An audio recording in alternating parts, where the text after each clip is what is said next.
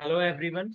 हमारे channel easy maths अड्डा पे आपका फिर से स्वागत है। आशा करता हूँ कि आप सभी अच्छे होंगे और आपकी तैयारी भी अच्छी चल रही होगी। तो आज हम बहुत दिनों बाद वीडियो बना रहे हैं। उसका कारण ये है कि मेरी तबीयत भी सही नहीं थी और फिर काम भी था थोड़ा।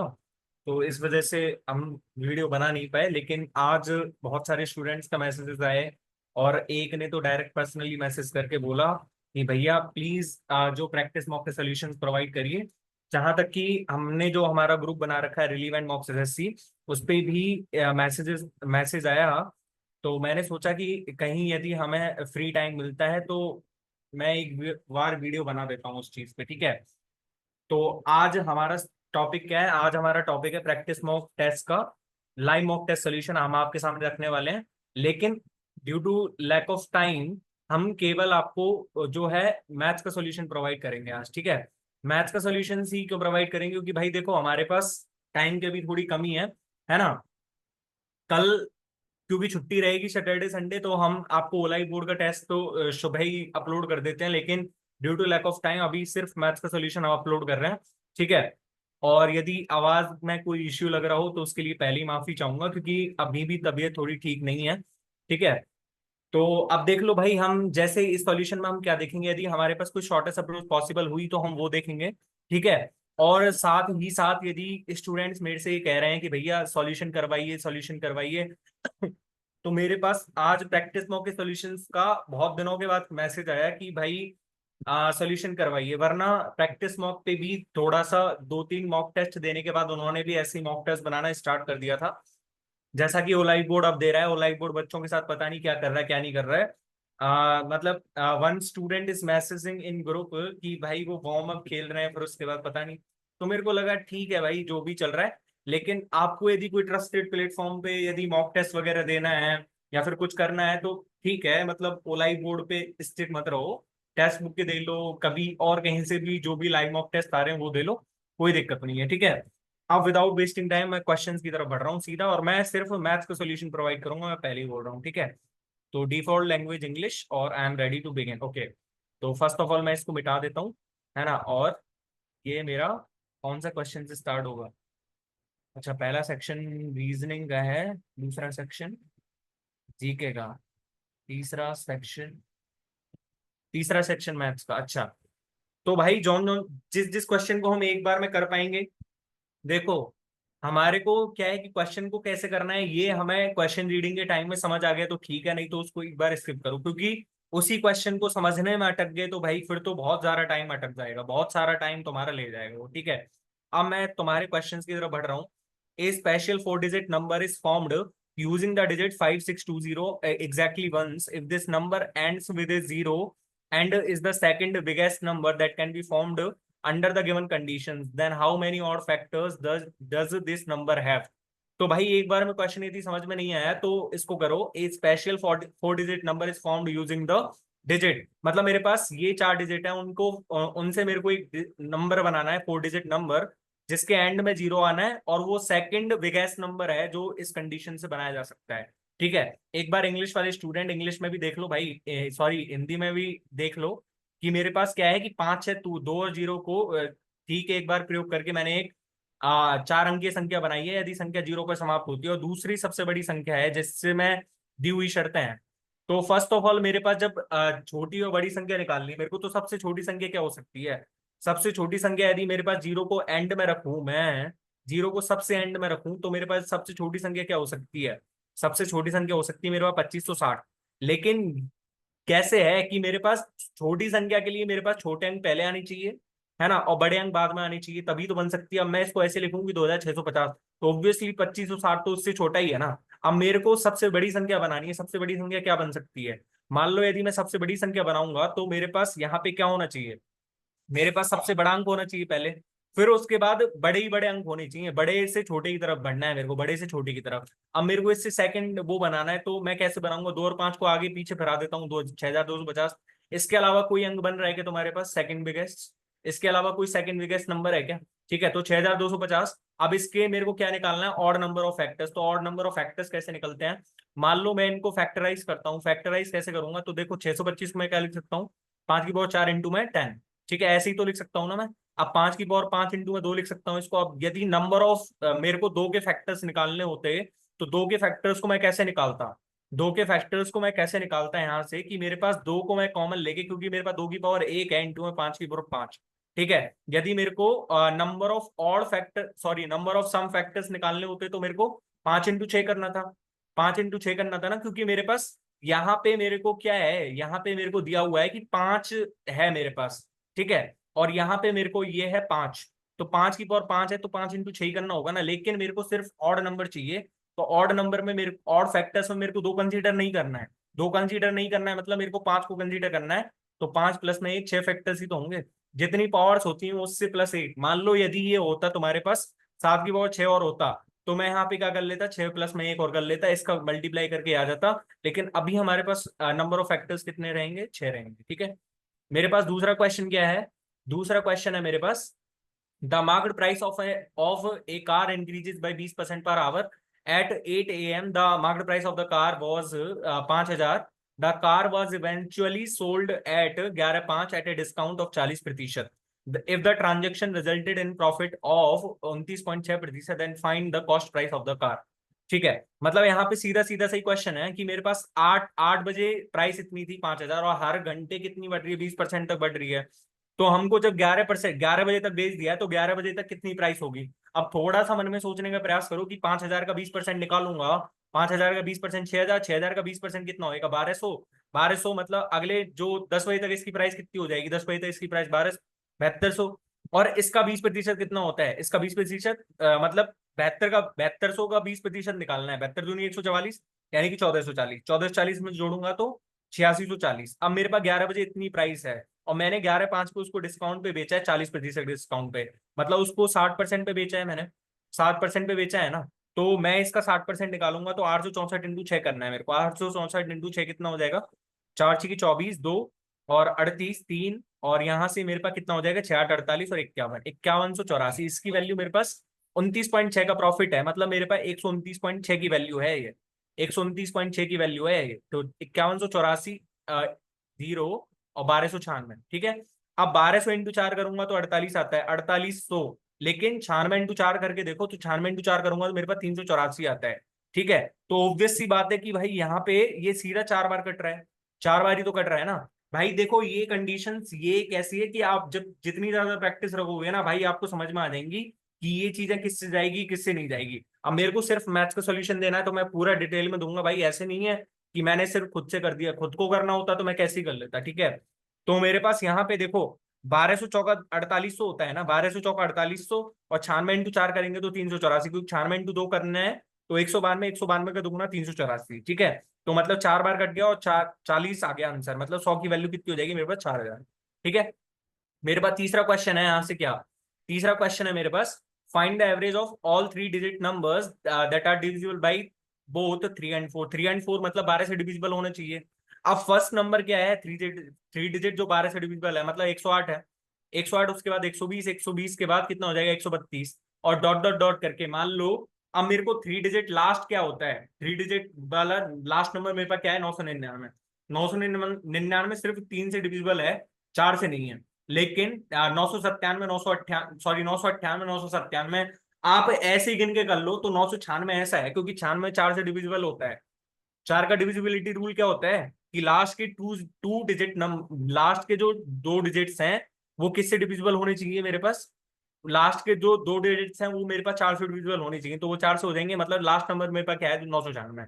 ठीक है, अब 996 माइनस 108 करूंगा तो 888, 888 भाग 12 करूंगा, 888 भाग 12, n-1 की वैल्यू इतनी ही तो है, 888 भाग 12, तो मतलब n-1 की वैल्यू कितनी आ जाएगी, 12, 12 7 84, और 12 4 48, मतलब एन की वैल्यू 75 आ गई। ठीक है, तो यहां से कैसे निकलेगा, देखो सम के कैसे निकलेगा, n/2 इंटू में, अब 2a प्लस में n-1 इंटू डी मत लगाना, बेवकूफ लोग तो लगाएंगे ही, लेकिन आप समझदार लोग हो तो मत लगाना। ठीक है, क्योंकि मैं मेरे पास क्या होता है, a प्लस में an होता है, सीधा सीधा फॉर्मूला। ठीक है, अब इनका एवरेज निकालना है तो एवरेज के लिए मेरे को 75 से डिवाइड भी तो करना पड़ेगा ना, क्योंकि n की वैल्यू 75 आ रही है। ठीक है, तो मतलब मेरे पास 75 से 75 कट गया। अब देखो यहाँ पे मेरे पास 108 है, यहाँ पे 996 है, 996 में मैं इसको 4 और दे रहा हूँ। यदि मैं इसको 1000 प्लस में ऐसे लिख दूं 104, तो कोई बुराई है क्या, बुराई है क्या, मेरे पास 2, अब ये कितना है, इसको तो इंडिविजुअली करूंगा तो 500, और ये कितने से डिविजिबल हो जाएगा, 52 से। तो मेरे पास सीधा सीधा 552 आंसर आ गया ना। इतना आपके सामने बोलने में ही समझ आ गया कि भाई क्वेश्चन कैसे होना है। ठीक है। If a polygon has 230 diagonals then find the number of sides the polygon has. मैंने एक ज्योमेट्री के इंपॉर्टेंट कॉन्सेप्ट सीरीज में कराया हुआ है ये। ठीक है। यदि आपको ये कॉन्सेप्ट समझना है तो आप कौन सी वीडियो को रेफर कर सकते हो, डे 3 की वीडियो को रेफर कर सकते हो, ज्योमेट्री के इंपॉर्टेंट कॉन्सेप्ट सीरीज की। ठीक है। तो मेरे पास नंबर ऑफ डायगोनल्स यदि 230 है तो एन एन माइनस में 3/2 ही होता है ना, इसका फॉर्मूला 230। तो कितना हो जाएगा, एन एन एन माइनस में 3, 460। अब इनका हमको बाई ऑप्शन ही चेक करना पड़ेगा, क्योंकि भाई यहाँ पे क्या बनेगा मेरे पास, ये मेरे पास बन जाएगी क्वाड्रेटिक इक्वेशन, लेकिन क्वाड्रेटिक इक्वेशन बनाने वाला सबसे बड़ा बेवकूफ होगा इस कंडीशन में। ठीक है। तो मेरे को साइड निकालनी है तो ऑप्शन चेक करो, देखो 20 × 17 करेंगे 340 आता है, 25 इंटू तो हो ही नहीं सकता क्योंकि 460 है, ऑब्वियसली 2 जीरो आनी चाहिए लास्ट में या फिर 25 आना चाहिए। ठीक है। 24 × 21 करेंगे तो 4 आएगा, तो मेरे पास 23 ही तो बचा, 23 × 20 होता है ना 460। ठीक है। मेरे पास यहां से क्वेश्चन क्या दिया हुआ है, क्वेश्चन है मेरे पास, the figure given below shows a circular arc of radius 21 meters and center at point O. Mohit is standing at point A and wants to go to point B. Also, Mohit can cover 54 kilometre in 6 hours। 54 kilometre in 6 hours मतलब 9 kilometre per hour उसकी speed है। Okay. ठीक है। If the only walking tracks in the park are as shown in the figure, if the only walking tracks in the park are as shown figure, then find the minimum time in which Mohit can get to point B, given that AOB is equals to 120 degree. AOB is equals to 120। अच्छा, मतलब ये maximum time minimum time करना है इसको। Minimum time कैसे करना है, इसको ए से बी पे जाना है। अब फर्स्ट ऑफ ऑल यदि यहाँ पे सोच पा रहे हो तो ठीक है, वरना एक बार स्किप कर देना इस क्वेश्चन को।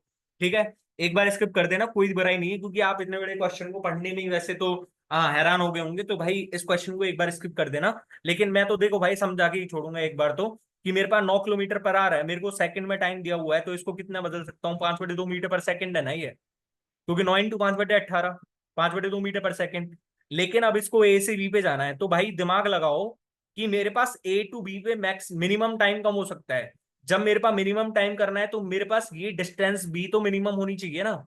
या देखो, एक तो ए से बी के थ्रू जा सकता है ये, एक तो ए से बी इसके थ्रू जा सकता है ये, है ना, और एक ए से बी इसके थ्रू जा सकता है, और एक यहां से यहां तक जा सकता है। लेकिन इसमें मिनिमम डिस्टेंस कहाँ रहेगी, मिनिमम डिस्टेंस मेरे को बताओ तो सही, मिनिमम डिस्टेंस कहाँ रहेगी। ऑब्वियसली जब ये साइड पे जाएगा तभी तो रहेगी ना, क्योंकि यहां से यहां तक यदि मैं जाऊंगा तो ये कितना है मेरे पास, 2πr इंटू में, ये मेरे पास बैठेगा कितना, 2πr इंटू में ये 240/360, मतलब कि 2/3।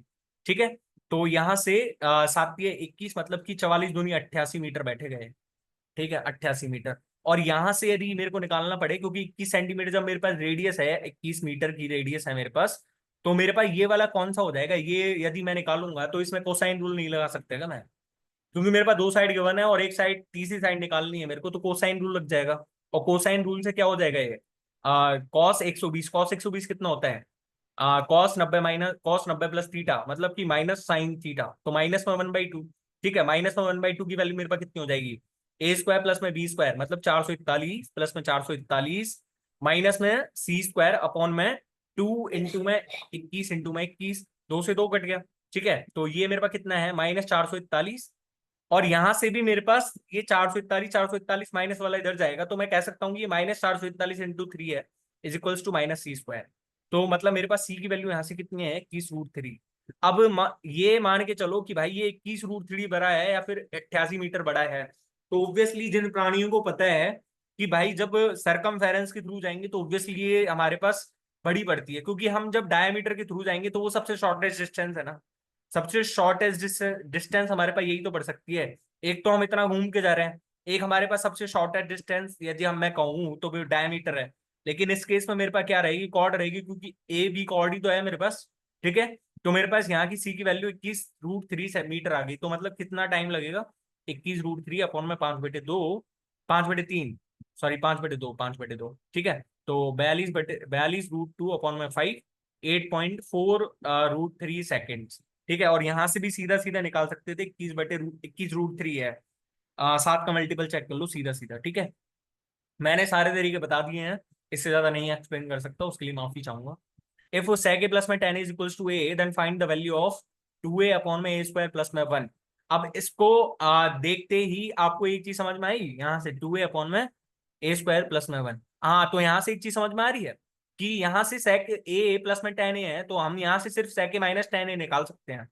sec a minus 10a 1 upon a होता है, और a प्लस में 1 अपॉन a निकल गया हमारे पास। लेकिन यहाँ पे तो a प्लस में 1 अपॉन a गए दिया ही नहीं है कहीं पे, तो यहाँ पे a कॉमन ले लो ना, नीचे से a कॉमन लोगे तो a प्लस में 1 बाई यही तो है, ये से ये कट गया, मतलब 2 अपॉन में a प्लस में 1 बाई ए कितना हो जाएगा, यहाँ से 1 बाई a प्लस में 1 अपॉन ए कितना हो जाएगा, देखो 10a से 10a मतलब कि 2 sec a। ठीक है, तो यहाँ से ये कट गया, मतलब कॉस ए आंसर है मेरे पास। ठीक है, मेरे पास यहाँ से क्या क्वेश्चन किया हुआ है, 5 6 7 x y is a 5 digit number that is divisible by both 3 and 5। 3 and 5 मतलब 15 से डिविजिबल है वो। ठीक है, if y greater than x then which of the following is possible value of x square plus में y square upon में y square. ठीक है, मतलब यहां से कैसे करना चाहिए, कैसे कैसे होगा कैसे नहीं होगा। तो मेरे पास एक चीज तो फिक्स है, यदि 15 से डिविजिबल है और बाई ग्रेटर देन एक्स है, तो वाई की वैल्यू तो 5 ही रहेगी, क्योंकि भाई जब कोई संख्या 15 25 35 उससे डिविजिबल रहेगी तो उनका यूनिट डिजिट क्या रह सकता है, तो 5 या 0। लेकिन x से बड़ा है बाई, तो ऑब्वियस सी बात है कि बाई 0 नहीं हो सकता मेरे पास, बाई 0 नहीं हो सकता मेरे पास। ठीक है, तो मतलब 5 और 6 11, 11 और 7 18। ठीक है, और हमको एक्स वाई की वैल्यू निकालनी है। अब एक्स वाई मतलब 3 से डिविजिबिलिटी का रूल क्या होता है, उनके डिजिट्स हम 3 से डिविजिबल होने चाहिए, मतलब 18। एक्स वाई को हम कितना लिख सकते हैं, देखो या तो हमारे पास वाई की वैल्यू जब 5 है ना, तो एक्स की वैल्यू 1 हो सकती है। हम ऐसे रखेंगे तो यहाँ पे कितना आएगा, देखो 25 और 1 26, 26 अपॉन में 25, 26 अपॉन में 25 आंसर ही नहीं है। आप सोचोगे गलत क्वेश्चन है, नहीं गलत क्वेश्चन नहीं है, 4 और 5 भी तो होता है, 4 और 5 भी तो रख सकते हैं ना, तो 4 और 5 रखेंगे तो 16 प्लस में 25 41, एक ऑप्शन में ही तो दिख रहा है। ठीक है, मेरे पास यहाँ पे क्वेश्चन क्या है, क्वेश्चन है भाई, ऐसे क्वेश्चन में इस क्वेश्चन को मत पढ़ा करो भाई, मैं सीरियसली बोल रहा हूँ, इस क्वेश्चन को पढ़ोगे तो बहुत ज्यादा टाइम लगेगा। ठीक है, मेरे पास यहाँ पे दिया हुआ है, देखो ये ब्लू लाइन क्या दर्शा रही है, number of CD players sold, और ये ऑरेंज लाइन क्या दर्शा रही है, average of number of CD players and number of CD sold. तो find the ratio of CD players sold on Monday. CD players sold on Monday कितना है, मेरे पास 80 है। ठीक है, और 80 मेरे को क्या निकालना है, number of CD sold on Wednesday. तो number of CD sold on Wednesday, देखो 80 है, तो 80 16 इंटू 5 रहता है, मतलब 16 का मल्टीपल तो आएगा ही, तो ऑब्वियस सी बात है मेरे पास दो ऑप्शंस कट गए। ठीक है, ये दो ऑप्शंस तो आंसर नहीं हो सकते मेरे पास। अब मेरे पास सीडी सोल्ड ऑन मंडे निकालना है, लेकिन मेरे को यहाँ पे सीडी प्लेयर सोल्ड दे रखा है और सीडी प्लेयर्स ऑफ एवरेज दे रखा है। तो यहाँ पे फर्स्ट ऑफ ऑल हमको एवरेज से निकालना पड़ेगा, एवरेज जब इनका 110 है तो यानी कि 220 हो गए टोटल, है ना। और यहाँ से सीडी प्लेयर सोल्ड कितने हैं, सीडी प्लेयर सोल्ड 90 से ऊपर, 90 से ऊपर मतलब यानी 95। ठीक है, तो मतलब मैं सीडी सोल्ड कितना कह सकता हूँ, सीडी सोल्ड 125 रह गए, 95 125 220 ही तो होता है ना, तो 16:25 आ गया आंसर। ठीक है, मेरे पास यहाँ से क्वेश्चन क्या है, 4 man and 6 women together can do a work in 40 days. ठीक है, and 10 man and 8 women together can do the same work in 28 days. यहाँ से तो सीधी सी बात है कि भाई दोनों के द्वारा किया हुआ कार्य सेम ही रहेगा। ठीक है, तो 4 मैन मतलब कि 40 दिन में कितना कर देंगे, 160। मैं इसकी एफिशिएंसी को एम मान लू, इसकी एफिशिएंसी को डब्लू, तो यहाँ से 160 है, और यहाँ से कितना है ये 10 इंटू 28 280 मैन, मतलब 280 माइनस 160 कितना हो जाएगा, 120 मैन। इतना ही लिखना है आपको, इतना ही लिखना है। आप पूरा इक्वेशन बनाओगे तो उसमें ही भाई बहुत टाइम लगेगा। ठीक है, 6 वुमेन टुगेदर कैन डू, मतलब ये नहीं है कि हम भूल जाते हैं तो लिख सकते हो भाई, ऐसा नहीं है कि क्वेश्चन ही गलत करके आ गए उस चक्कर में। ठीक है, 6 वुमेन मतलब 240 हो गए, और 8 वुमेन मतलब 28 अंडे, 28 अंडे 224, तो 224 माइनस 240 मतलब 16 वुमेन हो गए, तो मैन अपॉन में वुमेन कितना आ गया मेरे पास, 16 अपॉन में 120, 8 से काट लो, 8 दूनी 16 और 15 इंटू 120, तो 2 पर में 15, मतलब मैन की एफिशिएंसी 2 और एक वुमेन की एफिशिएंसी 15 है। तो टोटल वर्क कितना हो जाएगा मेरे पास, 4 दूनी 8 और 15 छीकी 90, 98 इंटू 40 टोटल वर्क हो गया। अब इसको क्या कह रहा है, find the time needed by 56 man together to do the same work. तो 56 मैन करेंगे इसको, तो 56 इंटू 2, 8 7 सॉरी 7 8 56, मतलब 14 7 98 होता है ना, और 8 7 56। ठीक है, और ये कितनी बार कर जाएगा मेरे पास, 8 पंजे 40, 7 पंजे 35 आंसर आ गया ना। अच्छा, मेरे पास यहां से क्वेश्चन क्या दिया हुआ है, find the value of sine 45 plus में साइन 75 अपॉन में टेन 60। ठीक है, तो हम फॉर्मूला क्या लगाएंगे, टू साइन ए प्लस में बी बाई टू और कॉस ए माइनस में बी बाई टू। तो साइन 60 हो जाएगा प्लस साइन 60 इंटू में, मतलब साइन ए प्लस में साइन बी का फॉर्मूला होता है ना, टू कॉस ए प्लस में, टू साइन ए प्लस में b by two cos a minus b by two. पर a minus b by two करेंगे तो फिर से हमारे पास 15 आएगा, कॉस 15 है। तो ऐसा करते हैं, यहीं पे वैल्यू निकाल लेते हैं सीधा सीधा। तो देखो ये साइन 45 कितना हो जाएगा, 1/√2। इसको साइन 30 प्लस में 45 मानो, 30 प्लस में 45 यानी कि 1/2 इंटू में कॉस कॉस 45 1/√2 प्लस कॉस 30 कितना हो जाएगा, √3/2 और साइन 45 1/√2, मतलब कि √3 प्लस में 1 अपॉन में 2√2। और यहाँ से कितना है, ये मेरे पास 1 प्लस में 2√2 और अपॉन में ये कितना हो जाएगा मेरे पास 1060 हो जाएगा मेरे पास √3। ठीक है, तो यहाँ से ये मेरे, सॉरी 1 अपॉन में √2 है ना ये, 1 अपॉन में √2। तो यहाँ पे मेरे पास कितना आ जाएगा, ये 2 इधर चला जाएगा, मतलब √3 प्लस में 3 अपॉन में 2√2 इंटू में √3। ऑप्शन मिल रहा है क्या कहीं? अच्छा, इसने √3 और काट दिया, √3 काटेंगे तो यहाँ से √3 प्लस में 1 अपॉन में 2√2, डी ऑप्शन आ तो रहा है। ठीक है, मेरे पास क्वेश्चन क्या है, यहाँ से 61 पर क्वेश्चन है मेरे पास।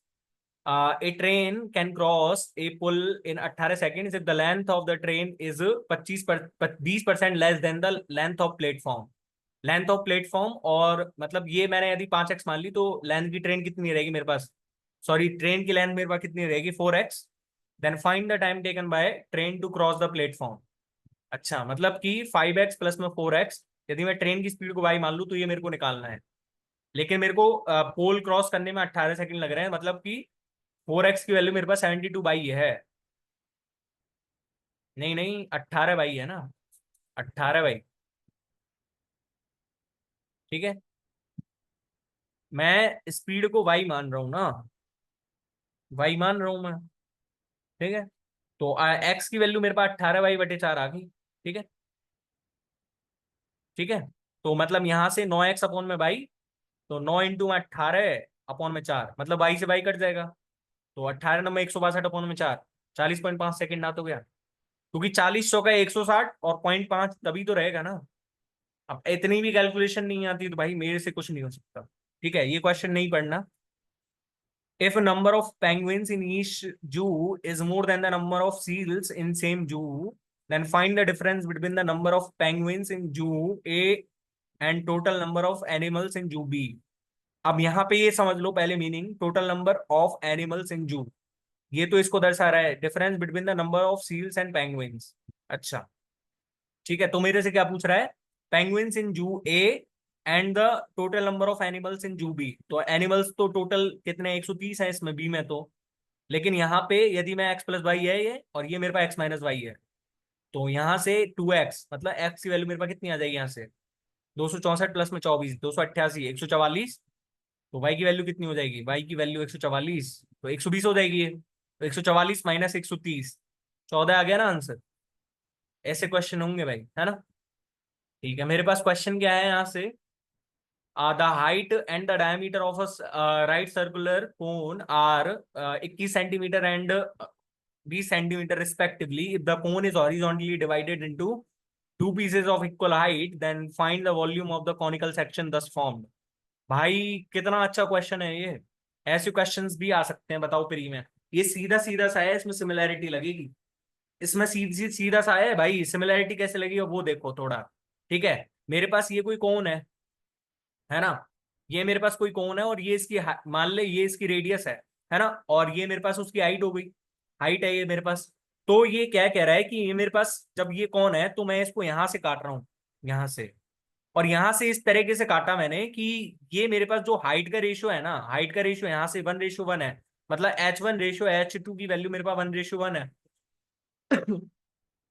तो ऑब्वियस सी बात है कि यहाँ पे यदि मैं इसको बनाऊंगा, भाई यहाँ से अब कॉनिकल सेक्शन का फॉर्मूला लगा सकते हो कि सीधा सीधा वॉल्यूम निकाल सकते हो क्या, क्योंकि एक ये मेरे पास फ्रस्ट्रम बनेगा और फ्रस्ट्रम के लिए मेरे पास ये रेडियस कुछ और है, ये रेडियस कुछ और ही रहेगी।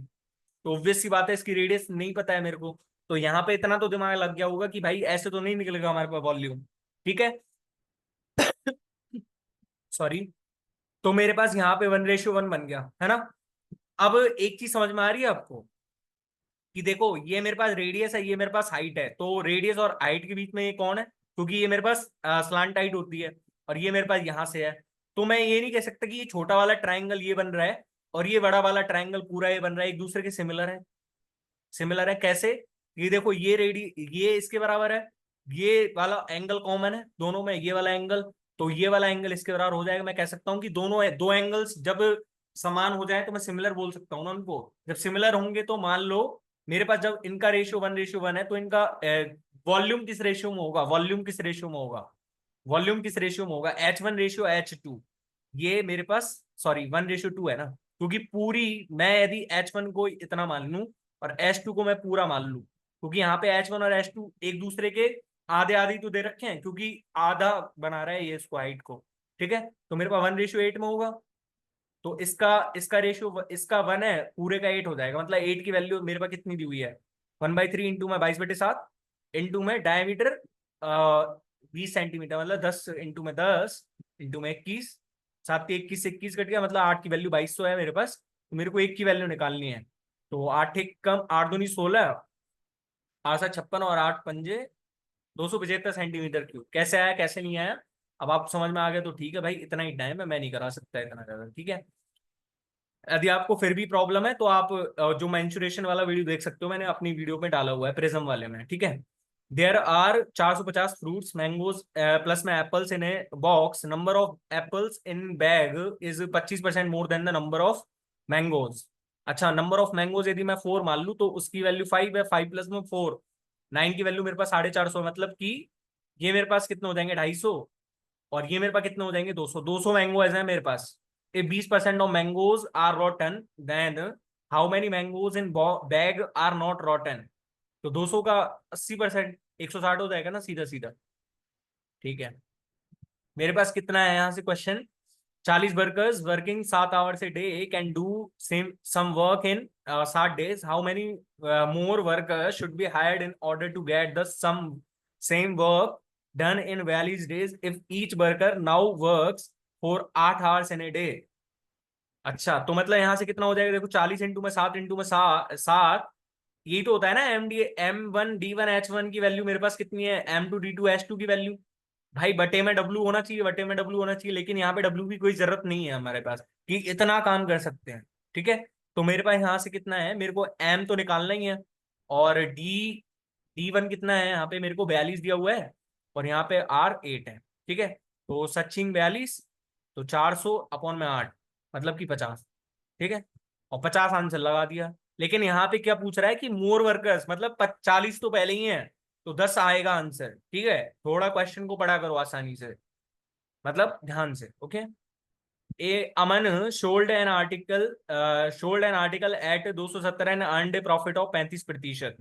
If the given article is sold after discount of 25%, then find the ratio. अच्छा, सोल्ड आफ्टर डिस्काउंट मतलब 25% के डिस्काउंट के बाद उसको 35% का प्रॉफिट हुआ, मतलब कि सीपी अपॉन में एमपी में यहां से कितना लिख सकता हूँ, 75 अपॉन में 135 लिख सकता हूँ ना। 135 की वैल्यू 270, दो गुना, तो मतलब यहां से कितना हो जाएगा 150। क्या पूछ रहा है यहाँ से, the ratio between market price and cost price कितना हो जाएगा मेरे पास, 9:5। 30 से काट लो सीधा। अच्छा, मेरे पास यहां से क्वेश्चन है, फाइंड द रिमाइंडर व्हेन 77 की पावर 32 इज डिवाइडेड बाय 6। 77 की पावर 32 इज डिवाइडेड बाय 6। अच्छा, इसको यहां से क्या लिख सकते हैं, 78 - 1 की पावर 32 लिख सकता हूँ ना इसको। अब मेरे पास यहां से एक चीज सोचने की है कि मैं इसको जब पावर को खोलूंगा ना, किसी और पावर को खोलूंगा तब की तो बात अलग है, लेकिन मैं किसी सम पावर को खोलूंगा तो ऑब्वियस सी बात है कि भाई, जैसे मान लो मैं 78 - 1 की पावर स्क्वायर को खोलूं, तो 78 स्क्वायर माइनस में 2 इंटू में 78 इंटू में 1 और प्लस में 1, मतलब ये मेरे पास प्लस में ही रहेगा हमेशा 1। बाकी के सारे टर्म्स तो 6 से कट जाएंगे पूरे पूरे, तो मतलब मेरे पास 1 ही शेष बचेगा।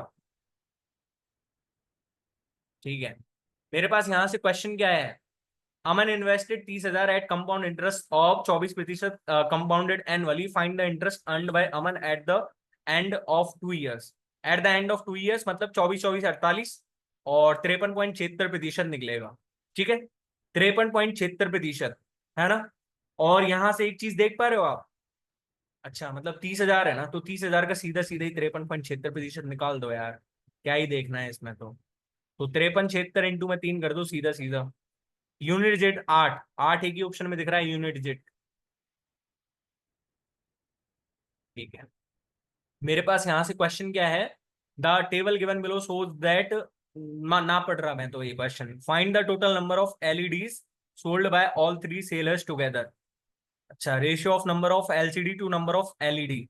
ये पिछली बार ओलाइट बोर्ड में भी शायद पूछा गया था ना। ओलाइट बोर्ड में ही शायद आया था ना शायद, जब हमने लास्ट टाइम सीजीएल का वो करा था। ठीक है, तो हमको नंबर ऑफ एलईडीज निकालनी है। तो 12 की वैल्यू 360, मतलब 7 की वैल्यू कितनी हो जाएगी, 210 हो जाएगी। ठीक है, 4:3, 7 की वैल्यू 280, 1 की 40, 120 हो जाएगी। 1:3, 320, 4 320, 1 की 80, 80 थी 340, 240, 200 200 400 500, और 20 10 40, 570 आ गया ना सीधा सीधा आंसर। ठीक है, मेरे पास यहां से क्वेश्चन कितना दिया हुआ है। ABCD is a parallelogram if the length of AD is equals to AB is equals to then okay, यहां से मेरे पास पैरेललोग्राम है ABCD, और यहाँ पे दिया हुआ क्या है, DAV की वैल्यू मेरे पास 120 डिग्री है, AD की वैल्यू 8 सेंटीमीटर एंड AB की value 12 centimetre. Then find the area of, area कितना हो जाएगा, एरिया कितना हो जाएगा इसका, 8 इंटू में 12 इंटू में साइन 120, साइन 120 कितना होता है, √3/2। तो 12 × 96, √3/2 करेंगे तो 48√3। अब ये कैसे आया, थोड़ा ये समझने का प्रयास करोगे। ये मेरे पास 120 है, ये इसके पैरेलल होती है। ठीक है, आमने सामने भुजाएं पैरेलल होती है ना, तो जब ये 120 है तो ऑब्वियस सी बात है कि ये मेरे पास कितना रहेगा, अंतःकोण का योग 180 डिग्री होता है ना। जब ये 60 है तो ये मेरे पास कितना हो जाएगा, 120, 120 से ये 60 हो जाएगा। तो ठीक है, अब यहाँ पे चाहे कैसी लाइन खींच लो, कैसी मत खींचो, ये 8 सेंटीमीटर तो ये भी 8 है, ये 12 सेंटीमीटर है। ठीक है, अब दोनों ट्राइंगल्स का एरिया निकाल दो अलग अलग। कैसे निकलेगा, हाफ इंटू में दोनों साइड का प्रोडक्ट और इंटू में बीच का साइन, हाफ इंटू में। ठीक है, मतलब सीधा सीधा ऐसे ही निकाल दो ना, बात खत्म यार, क्या यार ये उम्मीद नहीं थी यार। ठीक है, इफ 7 की power 6x+1 is equal to 1 और 343। ठीक है, 6x+1 इज इक्वल टू 7 की पावर -3 आ जाएगा, तो x की वैल्यू कितनी आ जाएगी, माइनस में 4/6। देन वैल्यू ऑफ 12x, अच्छा 4×2 = 8, क्योंकि मोड निकालना है तो माइनस में तो जाएगा ही नहीं।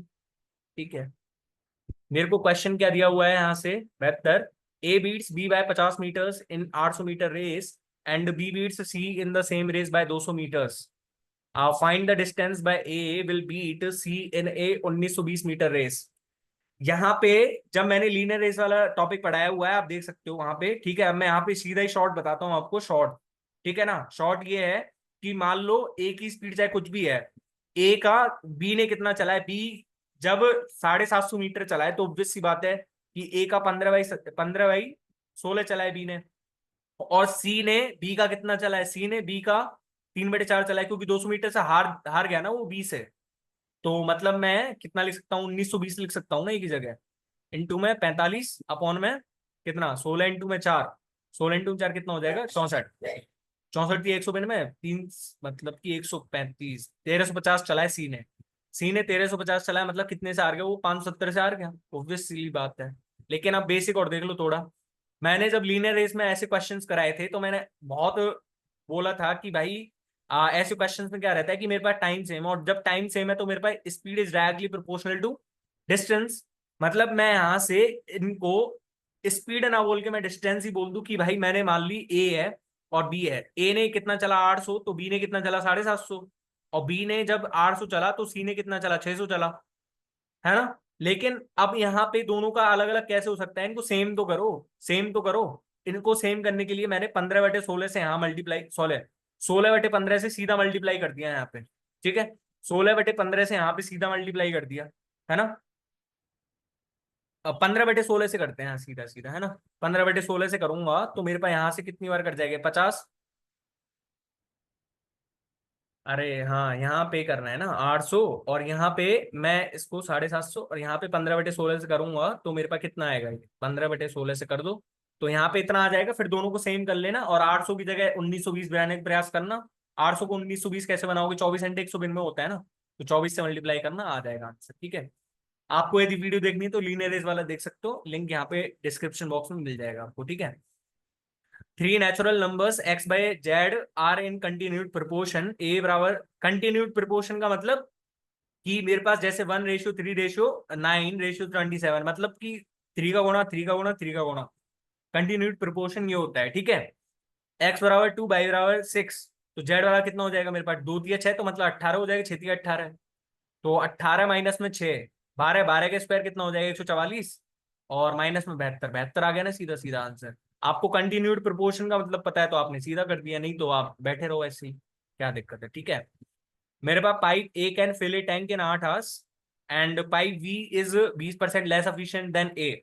20% लेस एफिशिएंट मतलब यदि ए की एफिशिएंसी 5 है तो बी की एफिशिएंसी 4 है, मतलब ए यदि 4 में टाइम में कर रहा है तो बी 5 टाइम लेगा, 4 की वैल्यू 8 है तो 5 की वैल्यू 10, ए बी। और एंड 50% लेस एफिशिएंट देन सी, तो मतलब जब बी काम को 10 आवर्स में कर रहा है तो सी कितने में कर देगा, 5 आवर्स में कर देगा। हाफ एफिशिएंट का मतलब यही तो है, आप ऐसे लिखोगे कि भाई बी की एफिशिएंसी 1 है तो सी की एफिशिएंसी 2, यदि 2 में कर रहा है तो 1 में कर देगा। ठीक है, find the time taken by B and C together to fill a tank that is 200% larger than the tank filled by pipe A in 8 hours. 200% larger than the tank filled by pipe A in 8 hours.